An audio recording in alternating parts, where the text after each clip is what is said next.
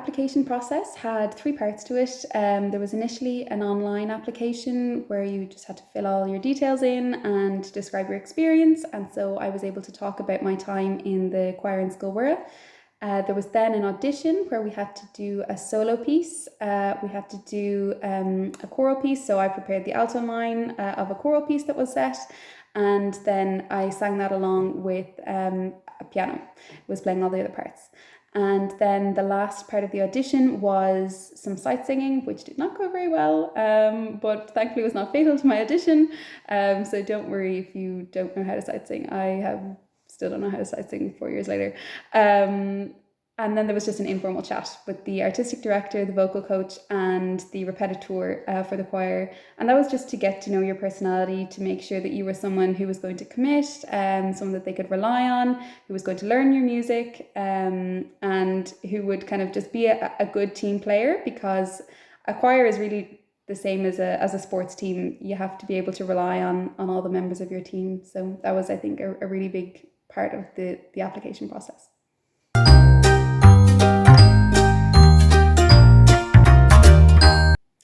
It was definitely a challenge at times, especially coming up to recordings or concerts when we'd have loads of rehearsals. It could be quite intense, but it was always a lot of fun because most of my friends in college I made in the choir. So it never really felt like a burden or like too much. And I think probably the best thing you can do with college anyway is to just throw yourself in. And it's the same with music, just throw yourself in and you're going to get more out of it that way.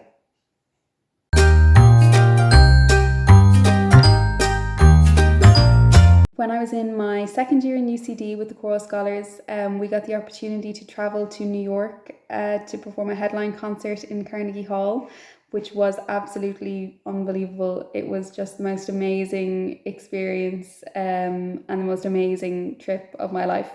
And I think probably an experience that is going to be very difficult to top.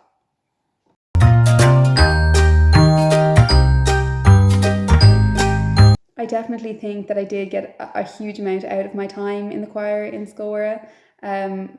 Even when I was in school, I grew so much in confidence from first year to sixth year, and I think the choir had a lot to do with that.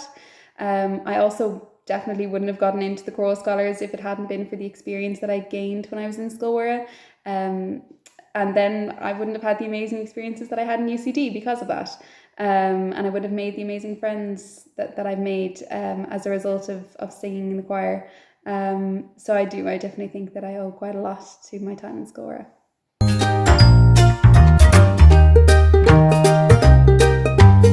I don't think that I could pick just one memory, but if I had to pick two, then I would have to go with when we won at the Cork International Choral Festival in my second year, and then also the TY musical, because it was just so much fun.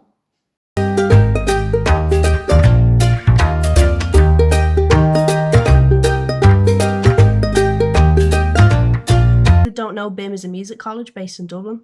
There's a few different ones. There's some in England and some in Europe as well, but I go to the one that's in Dublin.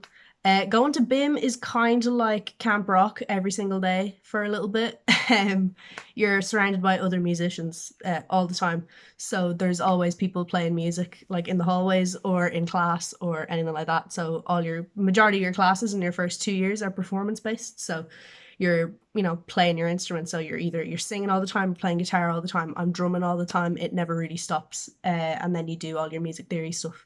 It's kind of cool because when you're in secondary school, or at least when I was in secondary school, you have to do a whole lot of subjects, and sometimes you have to do them even though you may not like them that much, or maybe they're just not exactly what you're interested in, but you have to do them anyway.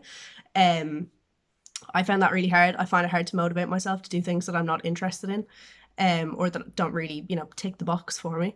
But in BIMM, it's all music all the time. So that is what keeps me interested in it anyway. And personally, I love going to BIMM. I would recommend it to anyone.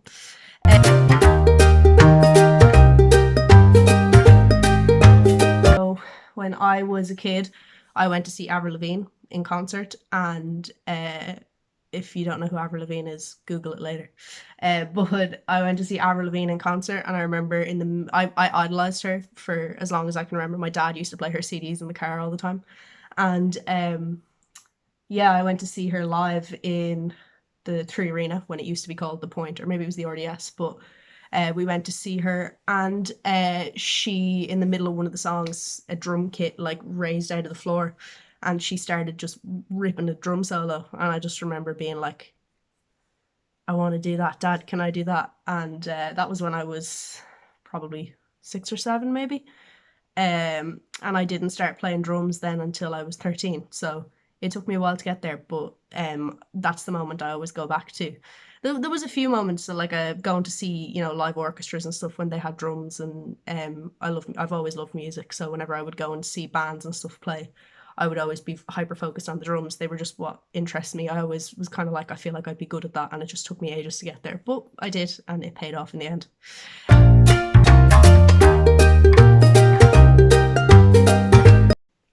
I gave this one a lot of thought because I have a lot of them. I was involved with Glúis the entire time I was in the school. And the one that really stuck out to me, surprisingly, isn't a Glúis memory, even though they all stand out, but is one of the Christmas concerts that we did. It was in my last year, so it would have been Christmas 2017. I would have been in 6th year, and me and my friend Tamara, me and Tamara did the TY musical. We both had lead roles in that, so we got really close doing that.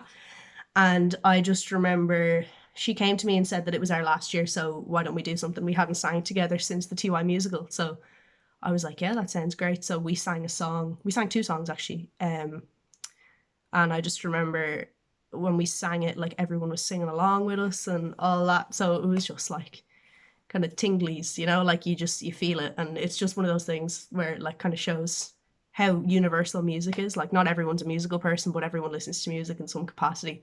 So we picked 2 songs that were like fairly popular at the time, because we knew like, oh yeah, people will know these songs, and they did, and it went really, really well. The other ones are just like, traveling with Glúis. We did Disneyland a couple of times, and like that, how I joined Glúis was I ended up going on a trip with them.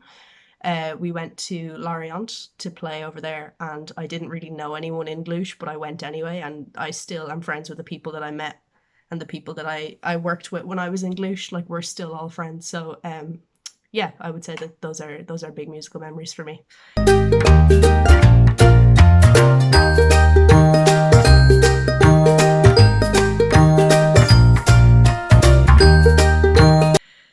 So the most impressive place I've ever played, and the most impressive drum kit I've ever played. So the drum kit is probably, you can't really see it, I might show it in a minute, but is my own drum kit that's right behind me.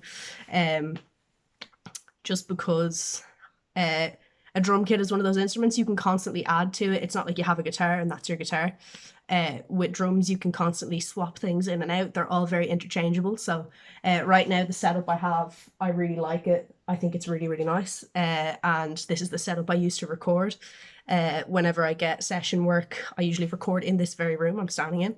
I have, you can see my microphones and stuff here. I have a full recording setup where I record everything, and I can just send off drum tracks, and then that's how I make money. Like that's one of my jobs. So yeah, this particular drum kit that I have is like, it's my baby. I've spent a lot of time on her. So yeah, that's probably the most impressive drum kit. And then the most impressive place, I mean, it's not impressive in so much that it was a big venue or anything like that, but a couple of weeks ago actually, I played a place in town called the Workman's Cellar.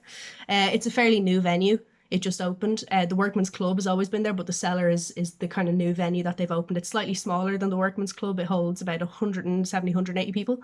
I played a gig there about 2 weeks ago, and we sold out, and that was a really impressive thing for me because the artist I was playing with was like quite unknown. She's not super famous or anything like that. So the fact that we could sell 170 odd tickets to get people to come and see her was like a pretty impressive thing to me. And she has a lot of music out and people were singing the songs back at us, so I thought that was very impressive. But I feel like the universally impressive one is when we played in Disneyland. I played with Glúis twice in Disneyland. Those are pretty impressive. I remember before we went out onto the stage, one of the times, I think it was the second time, it was on one of the stages that was like Star Wars themed. I'm a huge Star Wars nerd, so that was like pretty cool. They played like one of the Star Wars themes before we went out onto the stage to play when they were introducing us. And that was like a big moment for me. I loved that.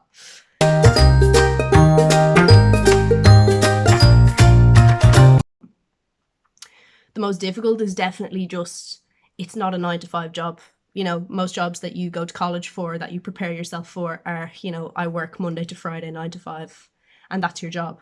Whereas my job is, it's a lot more fast and loose, I guess. I could have a week where I'm super busy. I have loads of gigs, I have loads of rehearsals, I have loads of sessions coming up. But then the following week or the following 2 weeks, I might have absolutely nothing. And that kind of depends on, how many bands you're in or how much time and effort you're putting into that sort of thing. But for me, that's the most difficult part, is just not really knowing. I can't plan too far in advance because work kind of comes at me when it comes at me. So that would be difficult for me. I find it hard to kind of plan into the future because, it's hard to plan moving out or renting a house or renting an apartment or whatever, because you don't really know what your steady income is, because it fluctuates so dramatically. But, as long as you love what you're doing, I suppose it doesn't really matter too much. And then the most rewarding part is when you work on something and with a band. So say that gig I did a couple of weeks ago that I mentioned earlier, that band that I was with, there were 6 of us in the band, and the 6 of us were the only ones hearing the music for so long. We started rehearsing for that gig in February. So the 6 of us were the only 6 people hearing that music for so long, because all of the songs were rearranged for live performances. I don't know if you guys go to concerts at all, but when you go to a concert, sometimes it doesn't sound exactly as it does when it's on a CD. And in this case, that was the case. So all of the music had to be completely reinterpreted for a live setting, because it sometimes just doesn't work to play along with a backing track or whatever. And the 6 of us were the only people hearing it for months, and sometimes that can get a bit scary, because you get to a point where you're like, this sounds good to me, but is it actually good? Like, I don't really know. But then you go and play it in front of an audience, and the audience loves it, and you hear people singing songs back to you, or like when the chorus comes around the last time, everyone remembers the words, so they all sing it with you, or just seeing people enjoying themselves, especially after COVID, like having live gigs and stuff. I miss them quite a lot, because I was just starting to get going with gigging and stuff like that. But personally, I think it is just seeing people enjoy themselves when you've had this like project for so long that you've loved for so long, and then have it loved by so many other people. It's like super rewarding. So thanks so much for sending in those questions. I really appreciate it. They were very, very interesting questions, things I hadn't really thought about before. So yeah, I hope I answered them all to your liking, and I hope you guys have a good music week. So see you later.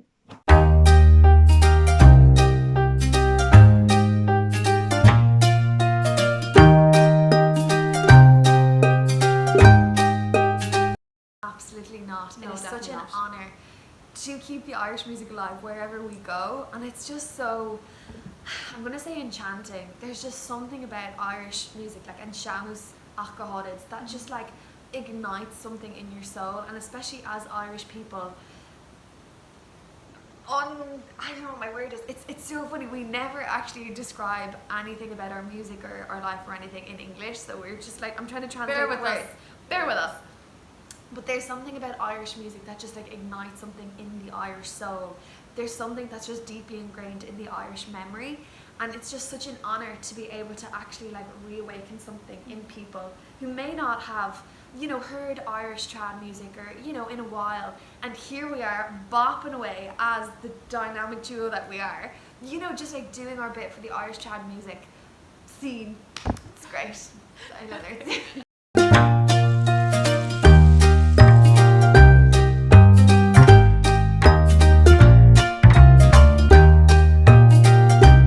First of all, it's an absolute benefit. I don't think we ever started as a I don't think we ever started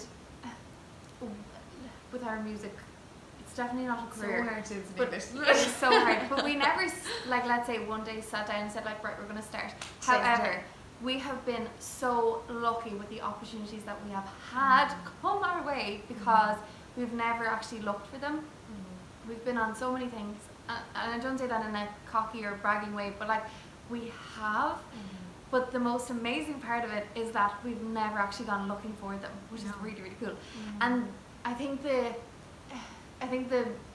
loveliest thing that we kind of have is that we never know when the last person is going to come looking for us, or when the next one's going to be. The next one is going to come. So we always just kind of like really enjoy whatever we're doing, because we never know if there's if another opportunity will come along. And especially because we've been bought this throughout the show. Yeah. Growing up, especially, you know, being native Irish speakers, being sean singers since the womb, you know, growing up in the Gaeltacht and still living in the Gaeltacht, like it's just such an honour to be able to actually bring Gaeltacht life to people outside of the Gaeltacht daily.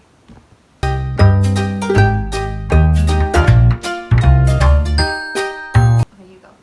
I love that we get to do it together as two sisters, and especially that there's no competition between us. And that's something I find, particularly in the Irish trad circle, you know, which is absolutely massive, that the childhood heroes that we grew up listening to, and like women especially, us trying to find our place in the world, women that we've grown up listening to like constantly reach out to us being like, love what you did with that song, and like we got it from their CD, you know, or like, oh, would love to work together sometime, or like, you know, let me know if there's anything I can do to help you, because like obviously they've been years on the road and we're just getting started.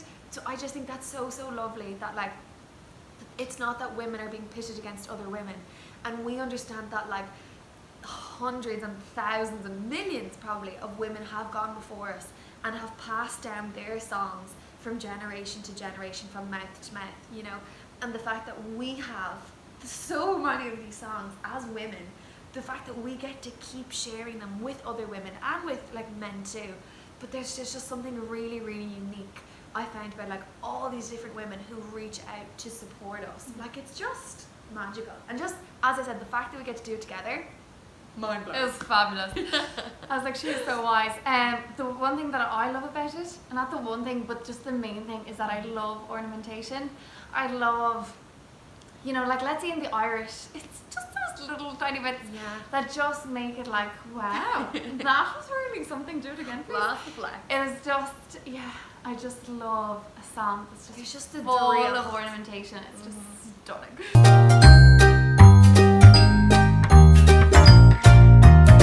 I think we have the same one. Okay. Which is very shock me. Exciting. Okay, so a few weeks ago, because we don't actually know when this is going to be aired. I'm joking. But anyways, a few weeks ago, myself and Máire were asked by Radio na Gaeltachta, and that may not sound like a big deal to you, but it was a very big deal. Okay. Huge. So Radio na Gaeltachta is the main station for Irish speakers. Okay. So if you walk into like any Irish house, you're really going to hear Radio na Gaeltachta in the background. Anyways, they were celebrating. The scene has been set. But anyways, we were asked to sing on a live. No, sorry. They were celebrating 50 years being on air, and they had this really cool idea that they would have sean singers and dancers and musicians sing with the RT orchestra. Máire really does all the talking, so I'm like, could you please pop your sister out? But yes, so we were asked to sing with the RT orchestra, and it was so exciting because like there were legends on the programme, and we were kind of like, we are imposters, we should not be here, let's go. But it was very exciting. Okay, take it away. It was just unreal because we've grown up listening to our granduncle, who passed away before we came on the scene. His name was Corcoran. So we've grown up listening to his CD, you know, singing along to his CD, harmonising to his CD, you know. And then they found a video of him from the archives.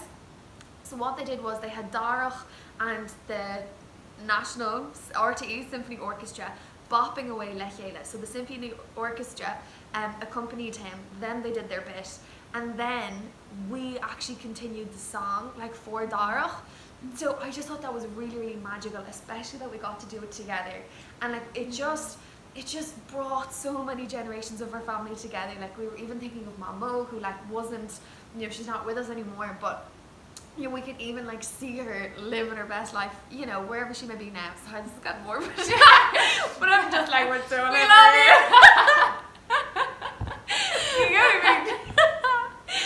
You know, but anyways, it just kills the flash. But it was very special, and the thing was, it was just, it was very, it was drifted. It was just fabulous. And especially, sorry, one more thing. when we were singing, like even at our dress rehearsal, like so many of our childhood heroes were there, you know, and like they'd have great respect for our granduncle, and like they knew that something really, really magical was happening in our family history, like in Irish history, but in our family history. The fact that like someone, you know, someone who's not with us anymore was still able to sing with his grandnieces that, you know, that he's never met. Do you know, I just thought, It was amazing. It My was.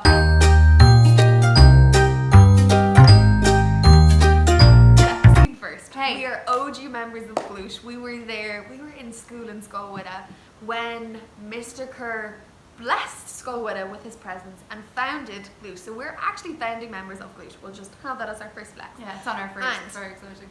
First the time notice. we ever first time we ever went to Walton's, and it was actually the first time we went and we didn't win, because after that we won all the time. But anyways, so I just think that's great for Mr. Kerr. That's a flex that does. Yeah, they won every other time. Okay. Didn't they? Or what's the little star? Like maybe not. I don't know. No, I think they did. No, I think they did. Anyways, it was the first time we went. We learned from our mistakes, and the whole thing was, what was really, really nice about it too is that we'll have to link the YouTube vid just so you understand the context. But anyways, so the whole thing was myself and Étáin actually started off the performance and we sang in cellos together, and it was just it was something Tamara with Shayla. So anyways, we'll watch the vid in a bit. So it was the two voices, the two sisters just singing together, sean-nós with harmonies, unreal. And then we disappeared, and like we were all dancing away or singing away, whatever. And then we come out. So funny. So picture the scene, right? We have two half barrels on the stage, right? The two singing, I'm gonna call us fairies. So on Vert's, you know, Shield had disappeared and then come back again with their dancing shoes on, right? So anyways, I was on my one, Étáin was on hers. Now, at the dress rehearsal, I actually had them swapped because I wasn't really feeling my one. I have apologised, but you know what? It came back to bite me. So, Never swap your barrels. never. Because So, the whole thing was is that, like, obviously, all of the musicians were, like, playing away, and then they stopped, and we did with our feet, we danced We have to the do the rhythm same back. beat. Go tubbing. fantastic. My barrel broke. No, I'm like, still not over like it. she fell through The barrel. I am sure this has to be definitely in the like introduction to music in first year. Like, do you want to do music or not? Because it was just the most iconic moment ever. Maura falls through the barrel. I'm on it looking at her being like, just step out of the barrel. Step out of the barrel, darling. And Maura's just like, no, I'm going to do my beats in the barrel. They can't see my feet. They can only see half of me. And it was just so funny. And then it was so funny because like literally after we were like, Maura, no one saw, it's fine. And we were walking out of the National Concert Hall. I don't think we actually said that. say but, that like, either. it wasn't that it was in Trim Parish Hall. It was in the National Concert Hall, right? Yeah. And then there was this girl and she was like, Mom, you never guess what? A girl fell through the barrel and after I we didn't were mean that. I so- really didn't.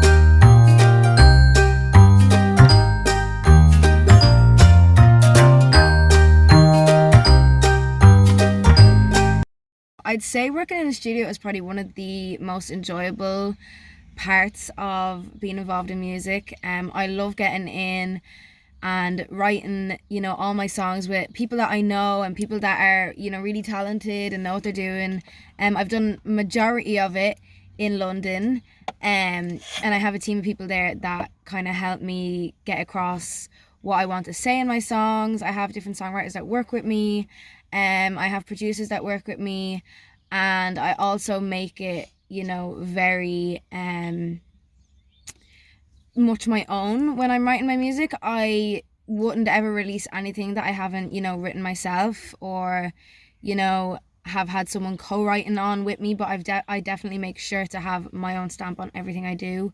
The last song I released in January, No Way, I wrote that myself, and then my producer, he produced the track to it, so it was literally a 50-50 kind of split between the two of us, and I really enjoy working in that way. I love to get like back into working in Ireland also, but the UK is like mainly where I work at the moment.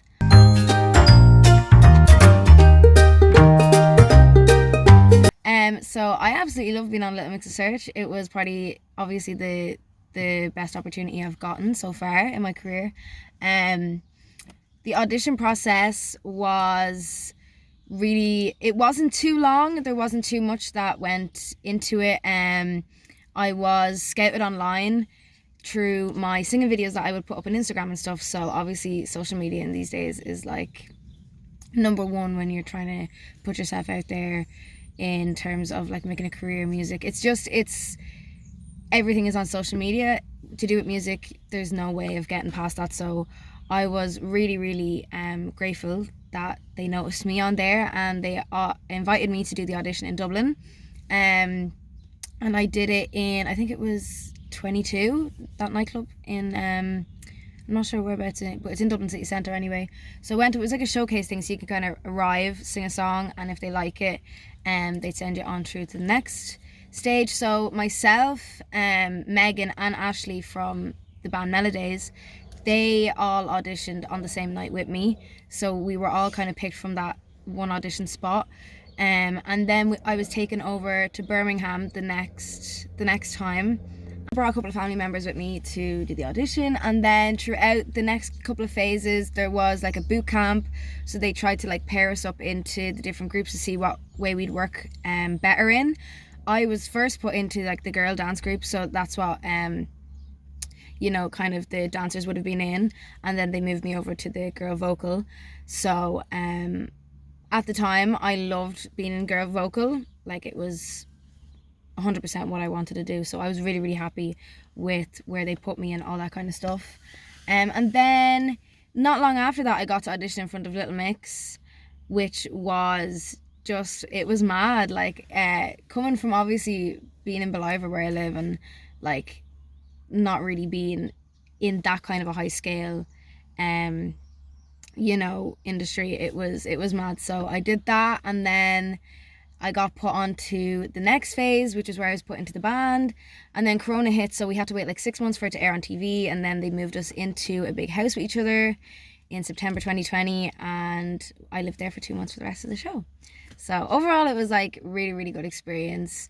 There's a lot that goes on behind the scenes that we don't get to see, that gets broadcast on TV and all that. So like literally I would say only like 1% or 2% of what we actually did was shown on TV. There was so much that went into like the behind the scenes of everything. And I got to work with so many different people in the music industry, like people that, you know, our vocal coach was Little Mix's vocal coach. Our dance choreographer teachers were the choreographers that worked with Little Mix on all their tours, and they work with like so many other artists. They work with people like Whiffy Griffy, they work with you know, different bands, like there was McFly that was there, they actually performed on one of the nights. Zara Larson was there, they worked with her as well. So it was like really, really good to be in with the people that are actually involved in the music industry. I felt like that was the best experience of all.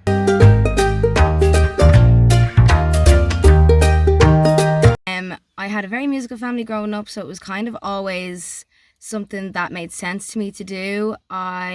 Obviously my mum and dad, they were together, they were in a band, and that's how they met. And then my mum had a stage school actually in Scoil Mhuire when I was literally like 1 or 2 years of age. So I've been up on stage since I was that young, and getting the experience kind of learning how stage works and how performance works and stuff like that. So I did that when I was younger, and I kind of, it was something that always made sense to me to do because I saw my mum and dad do it so heavily. It was just kind of something that I really eased into naturally. So I really wouldn't have it any other way. I'm so glad I grew up around a musical family, and you know, I had people that, because I've noticed a lot of families, they would not consider music as a real career for their kids or even for themselves. So I was so grateful that, you know, I was in a position where I was surrounded by people that really did take it seriously, and they made a career off of themselves, so I could see the vision myself.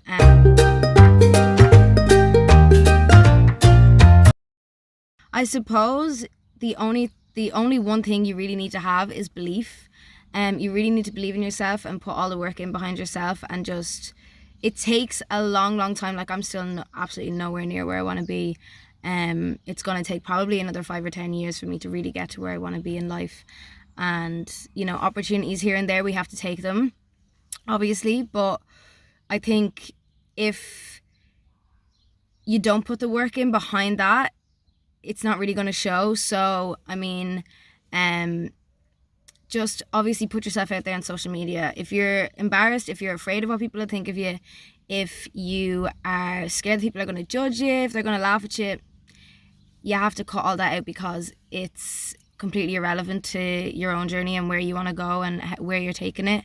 When I first started putting videos out on social media, it was obviously really scary, and I would just put them up and not even look at them afterwards. Like, I would put them up there, leave them there, let them do whatever they're doing. But yeah, I think you just have to have the belief behind yourself, and you really have to just have that like separation of, what are people going to think of me, or are they going to judge me? Because if you think about that too much, it will obviously take effect. People are going to judge you no matter what you do in this life. So I think just put yourself out there, have complete and utter belief in yourself, and it will work out. Like, the work will eventually pay off. The more and more you start to do these things, the more you'll get more comfortable with how you sing and how you approach yourself on camera and stuff like that. It's all about experience as well. Try get as much experience as possible. The one thing I really felt, even doing Little Mix of Search, I had a lot of experience behind me, and there was a lot of things that I had done prior, but I still think I could have had that little bit more, you know, experience, so that when I got onto Little Mix of Search, I was completely and utterly ready. I was ready to a certain degree, but I think there's a lot of things, like even mentally, you need to be really, really prepared and really, you know, like, there's one thing to be able to get up on stage and sing, but you need to be able to deal with a lot of the mind, you know, games and stuff that happens, especially being on TV. It's really, really, you know, they will do all that kind of stuff on purpose to try and, you know, create drama or create, you know, different storylines and stuff like that on TV. And we were definitely warned about that before, you know, the filming started taking place. So I would definitely say that. But overall, just enjoy what you do. If you really love singing and want to be in music, and you enjoy it should be something that it doesn't even feel like work. So definitely pick something that you really, really enjoy and you really, really love as well.